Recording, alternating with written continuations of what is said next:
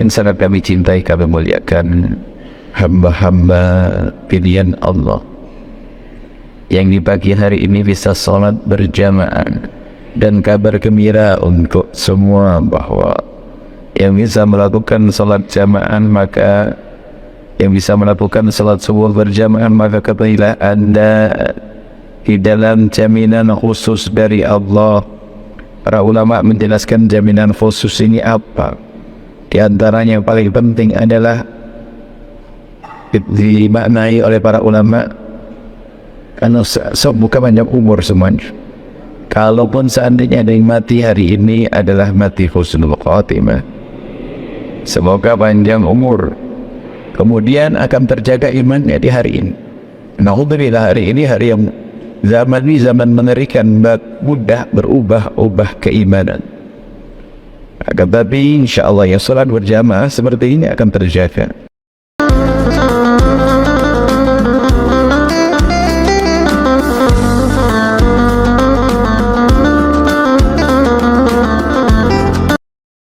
Kemudian yang kedua, ada kabar gembira untuk semua. Man shalla fi masjid bi jama'atin fayaq'udu fi musallahu hatta tatlu' asy-syamsu thumma yusalli rak'ataini kana lahu ajru al-hajjati wal umrati tamataini. Barang siapa bisa melakukan salat berjamaah kemudian duduk di tempat sholatnya tadi, masih tidak keluar dengan kegiatan yang lain,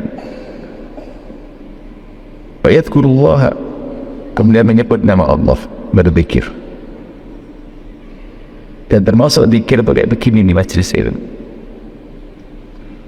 sampai matahari terbit, kemudian melakukan sholat duha. Matahari terbit, kita tunggu sejenak, melakukan sholat duha, maka ia mendapatkan pahala haji dan umrah sempurna.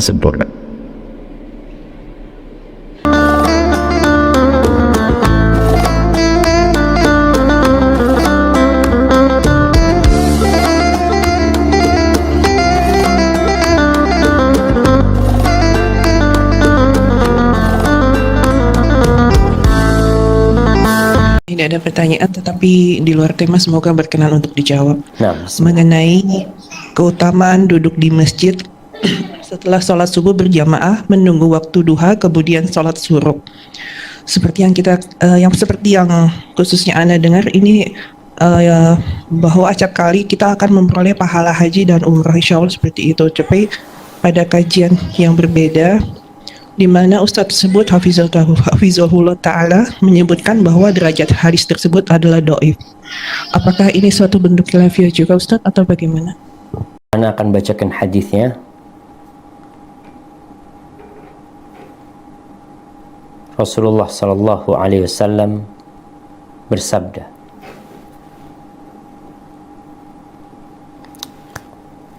"Man shallal ghadata fi jama'ah."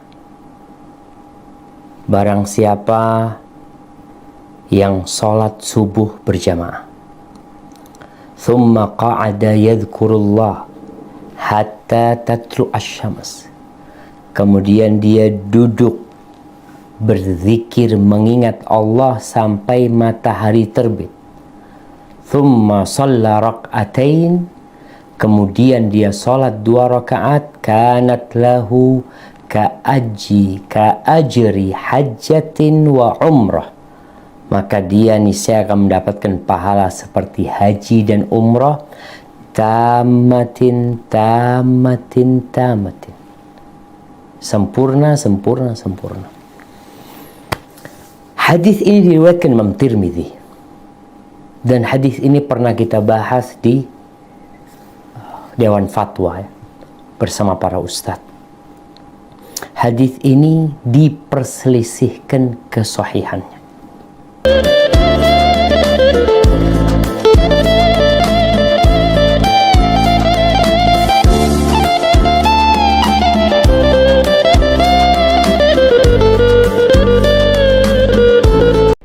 Ada yang ceramah, ada ibu yang solehah, dikasih ibu yang pakai kerudung merah, ibu yang salehah, ada yang kurang mungkin? Ibu yang saleh ada yang kurang mungkin?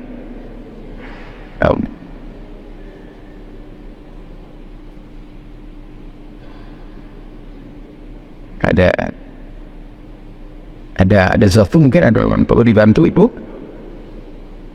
Ada yang perlu dibantu? Kalau mungkin ada yang sesuatu yang dibantu, mungkin ada yang sakit atau bagaimana? Tinggal nggak baju spesial, yang baju ini ada yang perlu dibantu di depan tadi, sepertinya ibu minta tolongan. Ibu yang pakai kerudung merah minta dibantu mungkin? Suaranya seperti mungkin perlu bantuan, kita ada perlu bantuan apa? Iya tolong, yang putri yang pakai baju seragam pengabdi baginda Nabi, ditanya ibu, ada perlu apa ibu? Satpol PP yang solehah di depan ibu, tapi cerita seperti ada perlu menunjuk ada sesuatu yang mungkin yang hilang atau enggak? Oh enggak.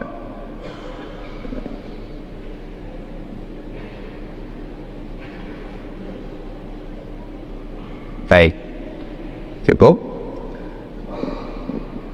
Dalam keadaan sholat pun Nabi mendengar bayi menangis, Nabi mempercepat sholatnya supaya jangan sampai ada ibu yang gelisah gara-gara anaknya nangis, khawatir ada sesuatu. Makanya saya stop dulu pengajian saya karena ibu kelihatan serius banget, nanti harus ditolong. Baik, ada lagi gak yang masih ada? Ada yang perlu dibantu? Masih ada yang bersuara?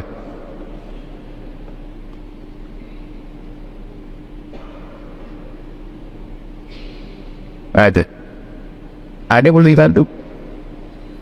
Ibu kalau perlu bantuan, ibu yang solehan ada perlu kursi, ada ibu yang sepuh boleh duduk di kursi kalau ada.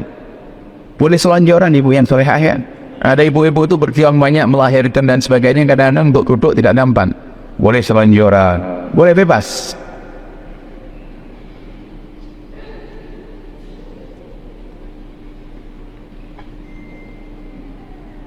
Ada kayak ini perlu dibantu betulin.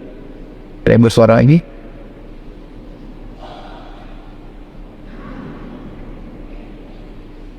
Solehah, Satpol PP, ya soleh diamati kalau perlu bantuan secara cekatan untuk mengantarkan ke surga ya. Perhatikan ada yang itu.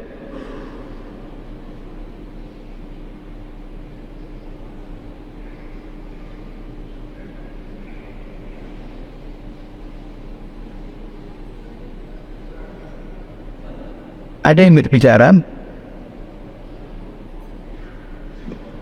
dan keras sekali suaranya, kayaknya perlu. Tuh, bukan di sini. Yang di atas mungkin yang solehah ada. Takut sendirian kali harus bicara.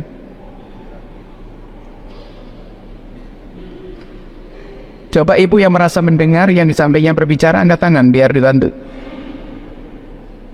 Di atas, tolong di atas.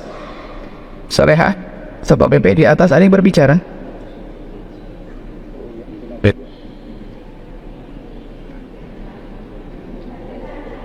Buya sampaikan majelis taklim adalah majelisnya Rasulullah. Maka jika ada orang berbicara yang mengganggu yang lainnya, dia telah mengganggu orang yang datang di majelisnya baginda Nabi. Kadang yang diajak ngomong tuh pengen dengar karena menghargai, akhirnya nggak enak begini. Makanya termasuk kalau datang jangan salaman. Kalau lagi majelis dimulai, jangan membagi-bagi air, apalagi kota amal berjalan, karena majelis harus dijaga dan dimuliakan. Saya tidak suka kalau ada majelis ada kota amal berjalan. Itu mau ceramah mau konsen begini ada kota amal begitu, putus air. Ketemu belum masih ada berbicara ini.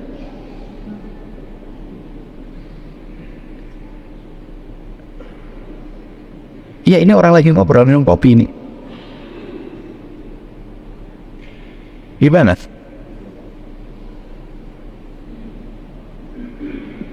Karena tidak ingin, pasti ada yang terganggu seperti itu. Kalau Buya tidak terganggu, Buya menjaga jamaah yang datang. Pasti yang disampaikan terganggu, cuma tidak enak mau ngingetin karena mungkin dia orang tua atau bagaimana. Buya kita, Nah, itu di atas tuh. Yang salah. Itu di atas. Ada?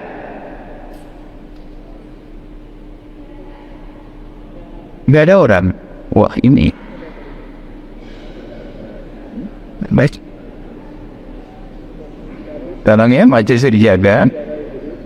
Jadi di majelis tidak perlu Anda menjelaskan ke yang lainnya. Yang jelaskan cuma ustadznya saja. Kalau pengen menjelaskan nanti di luar majelis.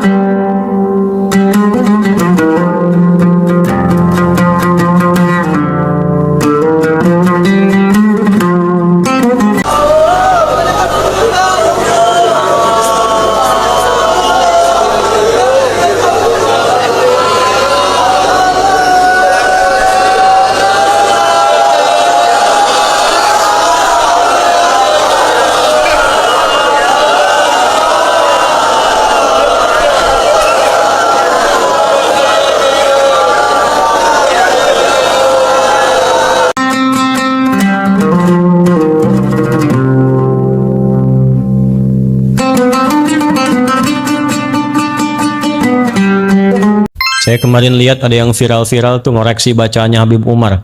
Hati-hati tuh ya, jangan nggak sopan tuh. Beliau itu ahli hadis ya, ahli Quran, cucu Nabi, ahli hadis ya, ahli Quran, cucu Nabi, ilmunya banyak. Dan tuh beliau itu ahli hadis ya, ahli Quran, cucu Nabi, ilmunya banyak. Jauh dengan saya tuh, ya jauh sekali.